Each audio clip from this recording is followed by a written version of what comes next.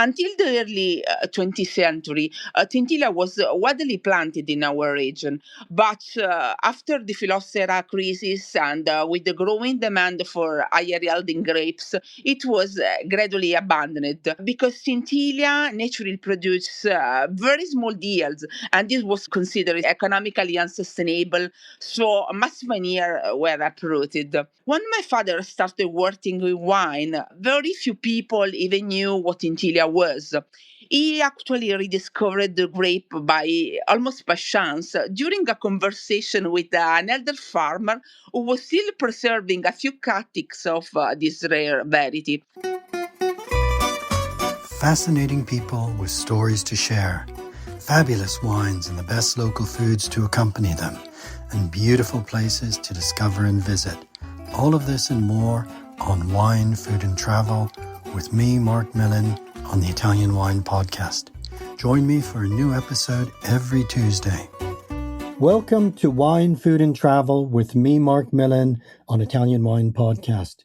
Today we travel to possibly Italy's least well-known and still undiscovered regions, Molise, to the province of Campobasso, and to the wine hills of San Martino in Pensilis, to meet my guest, Sara Catabbo of Catabbo Cantine. Buongiorno, Sara. Thank you so much for being my guest this morning. How are you today? And is it a beautiful spring day in Molise? Yeah, Mark. Hello. How are you? I'm really well, thank you. It's a bit gray here in England, but it's nice to be speaking to you. Now, Sara, first of all, for our listeners are located all around the world, and many of them don't know where Molise is or much about Molise because it's still very much undiscovered Italy.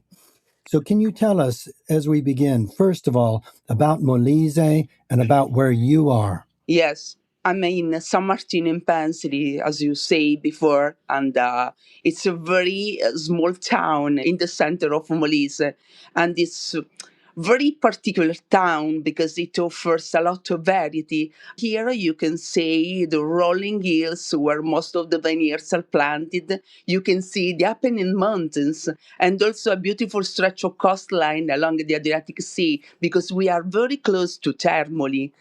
But I think that is very important today visit Molise because it's a very authentic seat now. Okay, Sara. Now, Molise, is it the newest region in Italy? Previously, it was part of Abruzzo. Am I correct? Yeah. In 1969, it was separated from Abruzzo. Okay. What's unique about Molise? What makes you Molise special? Um, what makes Molise really special is its authenticity. Here we have untouched landscapes and ancient villages and the food and wine tradition that still keeps real and genuine flavors. It's not married tourism region, so people can have a truly authentic experience connected with nature, history, and local culture. For me, Molise is a place where the past and present live together, and Tintilia, our wine, tells a story you just won't find anywhere else. Okay, that's really important. I think for visitors especially, and of course, wine is one of the reasons to travel. But I also want to make sure that people have this vision of where you are. The landscape here is really something. The Apennine Mountains rising behind our vineyards, and even the Tremiti Island and the Adriatic Sea are visible in the distance. It creates such a unique, peaceful atmosphere. It's not just about the wines, although that's definitely a big part of it, but people here really get to feel the authenticity of Molise, the nature, the history, the culture all around them. And that's what makes visiting here really unforgettable. With the Adriatic Sea in front of you. So it really does sound a special place. Now, Sara, Catabbo Cantine was founded by your father, Vincenzo, in the 1990s. Can you tell us the story of your winery and what you're doing today. As you just said, my winery was founded by my father, Vincenzo, who sadly passed away last April. He was one of the first people who truly believed in Tintilia, the only indigenous grape from Molise, which had almost completely disappeared.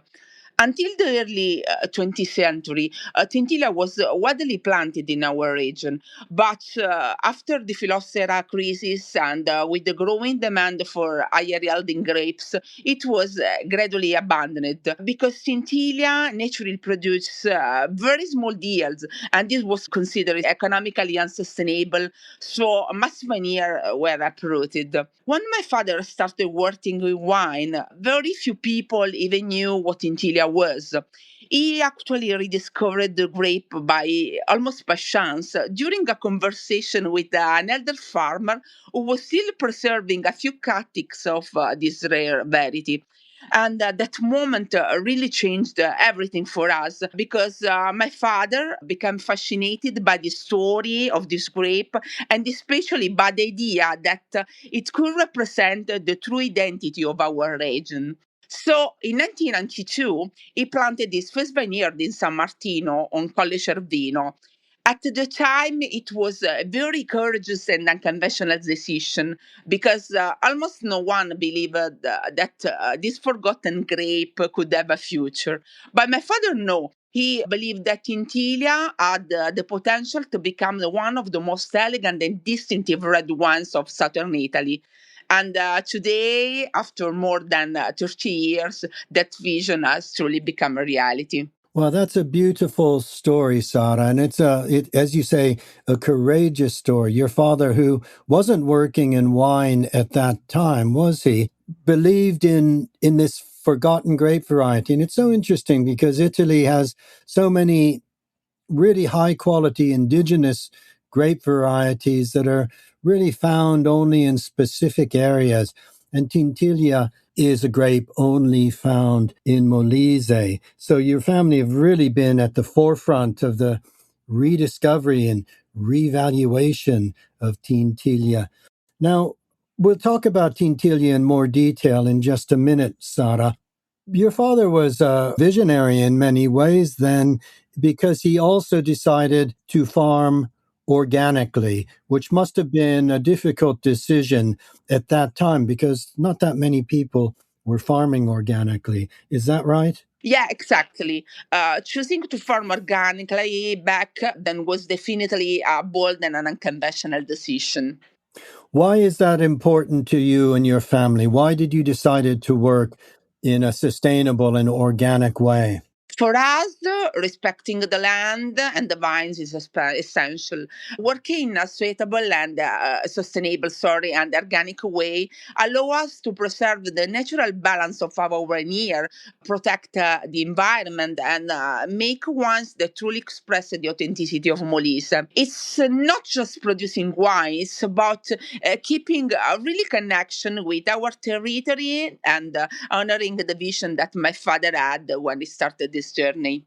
Okay, so that's really interesting that the decision to grow grapes in a minimal interventionist way, farming organically, was because you realize that that is the best way to allow the territory, the terroir, to fully express itself through this remarkable grape variety, Tintilia. Tell us a little bit more about Tintilia. Where did this grape come from? You said that it was abandoned after the phylloxera came to the region, but it's a grape that has possibly have Spanish origins when southern Italy was part of the Kingdom of Naples. Is that where the grape came from, or is it still a mystery?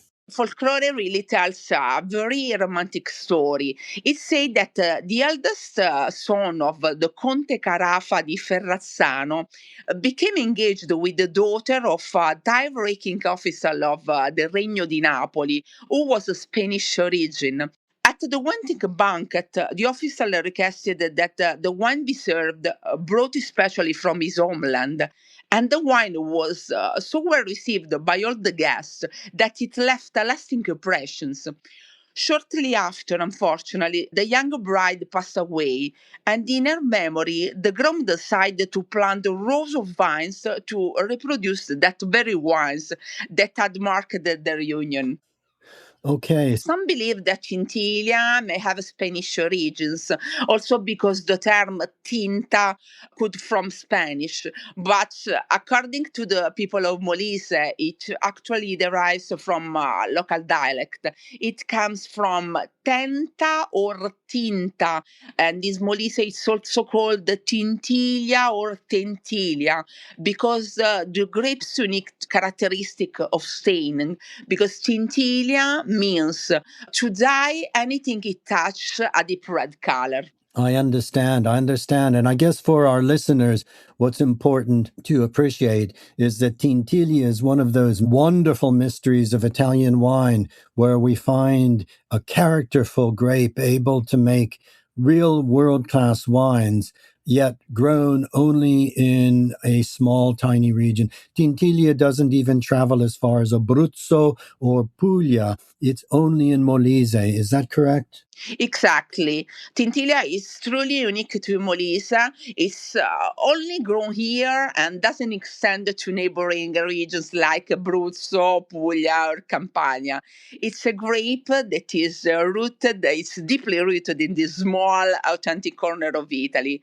For us, making wine with Tintilia isn't just about the wine itself. It's about keeping the story, the identity, and the heritage of our land alive. Okay, so that's really, really interesting. Now, I know you make many different expressions of Tintilia from the three different terroirs. You make sparkling rosé Tintilia, still rosé, and various expressions of red Tintilia. So tell us just about a few of your wines, a few of your expressions of this Tintilia. Sure, we have several expressions of Chinchilla, each reflecting the personality of its own territory. Colle Cervino comes from our main estate, Tenute di Contrada Petriera, which includes four hills like Colle Cervino, Colle del Limone, and i Diecettari. This is our flagship single vineyard Chinchilla, elegant, structure, and really a true expression of Molise. Then there is Tintilia S from Tenuti al Calvario. The soil there are compact and rich in minerals like calcium and magnesium. This one is fresher, more approachable, highlighting the aromatic intensity and purity of the grape. With the Amphora project, our Tintilia in Amphora, we do something a bit more experimental. It comes from Tenuti al Convento, where the soil are limestone. The wine is aged in Coccio Pesto amphora, capturing a more mineral, authentic, and intensive expression of Tintilia. Also, we have Vincenzo. Tintilia del Molise Riserva is a very special wine dedicated to our father, Vincenzo. Today, we continue to vinify it using grapes from the first factor that Daddy planted on Colle Cervino. So it carries a lot of family history and memory. And finally, our pet nuts, the ancestral methods, Tintilia ancestral methods, that are lively, natural sparkling wines, and it is an ode to traditional methods and really express the freshness and the character of Tintilia. That's a fascinating expression of how, from the different terroirs in your small vineyard area, you're able to make wines that have real distinctive character, including wines from, I guess you could call it the Vigneto Madre, where your father first began to propagate and plant those early cuttings of Tintilia that he found from that old farmer. So you really, to learn about Tintilia, the wines of Catabbo Cantine are real benchmarks for reference. Sara, I'd like to turn to another topic now. I'd like to turn to the gastronomy of Molise and how the local foods in Molise pair with wines, with your Tintilia, various forms of Tintilia, expressions of Tintilia. But also I know that there's another grape that you believe in, a white grape, a grape we associate perhaps more with Campania, which is the Falangina. First of all, tell us a little bit about your Falangina. I know you have a Falangina in amphora, but also you've got a Colle del Limone Falangina del Molise. Tell us about your two white wines. Yes, we have Falanghina del Molise, which is different from the Campania version. As you mentioned, we produce three different expressions.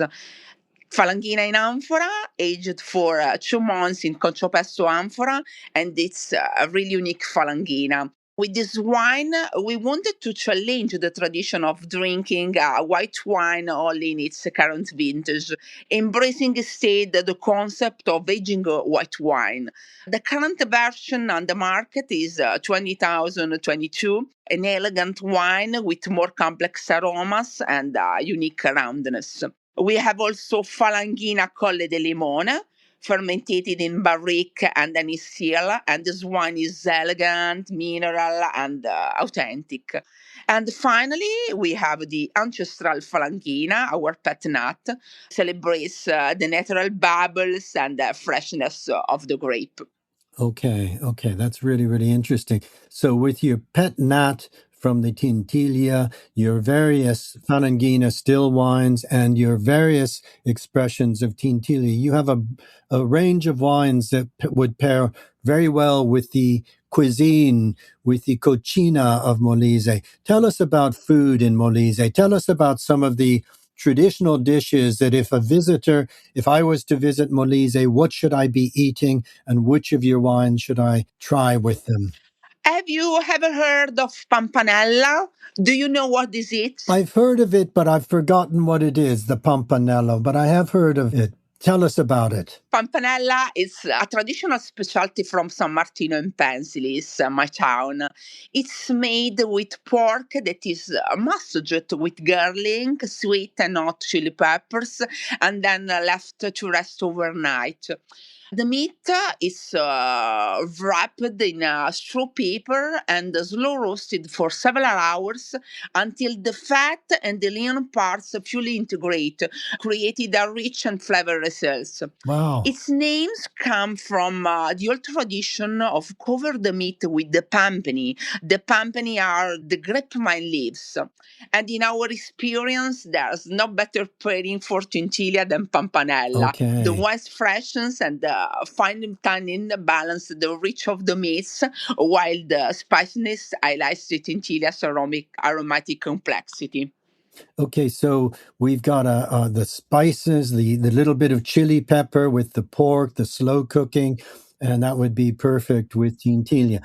And that's Pampanello. What about some of the pasta dishes? Because I know Molise is an important producer of pasta. Yeah, we have La Molisana, who is one of the most important pasta producer in the world. A typical pasta dish that has been made for centuries in San Martino in Pensilis is pasta con la mollica. It's a traditional prepare on March 19, which happens to be my birthday, but it's also the day of San Giuseppe and la Festa del Papà. The mollica, is that with breadcrumbs? Yeah. The mollica or breadcrumbs are crumbled and fried together with ricing and unfortunately with garlic because I don't like garlic. And we use bucatini, which are thicker spaghetti. According to the tradition of San Giuseppe, this dish is eaten strictly by your hands without a fork. And it is very sympathetic things. And would you drink Tintilia with that or the Falangina? With Falangina, of course, it's more delicate and perfectly suited to such a simple like dish like that. Very gentle. And what about the seafood from the Adriatic? Do you have a brodetto? Yes, we have the brodetto from Termoli, our town on the Adriatic, made with a variety of fish and slowly cooked for many hours. Oh, okay. It's rich in flavor and complexity traditional.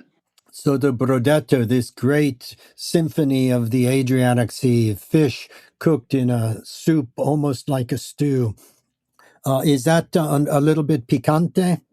Not always. If you like, you can add the spice yourself as soon as the dish is served at the table. In recent years, it's became a beautiful tradition in Termoli to enjoy Tintilia with Brodetto instead of white wines. Its freshness and fruity aromas perfectly balance the richness of Brodetto and enticing the flowers of the fish and they created a surprisingly harmonious and original pairing. Well, Sara, you've given us a very good idea for especially for listeners who have never visited or even heard much about Molise and who have never sampled Tintilia, of how this small region, this undiscovered region, has so much to offer, from the scenery of the mountains, the sea, the wine hills, particular and special grape variety Tintilia that you only find in Molise, and of course this rich gastronomic tradition. Now, Sara, this is going to make our listeners want to visit Molise. And can they visit Catabbo Cantine? What do they have to do to visit you, and what can they do when they come? Yes, visitors are always welcome in Catabbo Cantine, and you can book a visit through our website or by sending us an email. Once here, you can explore our vineyards and taste our wines, including the different expression of Tintilia. It's a wonderful way to experience Molise's unique terroir and learn about our winemaking traditional firsthand. Okay, well, that's wonderful. And I'm sure that some of our listeners will be eager to visit you and eager to sample your wines. Your wines are also exported, Sara, aren't they? And so people may find the Catabbo wines in your own country, for listeners who see the name Tintilia and may think, I've never heard of that grape variety. I'm not sure about that one. Well, I suggest that everybody who sees the Tintilio samples that wine, tries it, because it's a unique specialty of Molise, a wonderful red wine. Yes, our wines are exported, and people can find Catabbo wines in several countries around the world. As for Tintilia, I always suggest that anyone who sees it give it a try. It's a unique specialty of Molise, and it's a wonderful red wine with distinctive character, and it's really reflects the terroir and the tradition of our regions. Once you taste it, you understand why it's so special. Sara, I'm very much looking forward to meeting you at Opera Wine next month. But in the meantime, I just want to thank you for being our guest this morning. It's been a real pleasure speaking with you, learning about Molise, learning about Tintilia, learning about the foods of the area. And you've made us all want to travel to Molise. So thank you very much. Grazie mille. Grazie a te, Mark. It's been a pleasure for me too.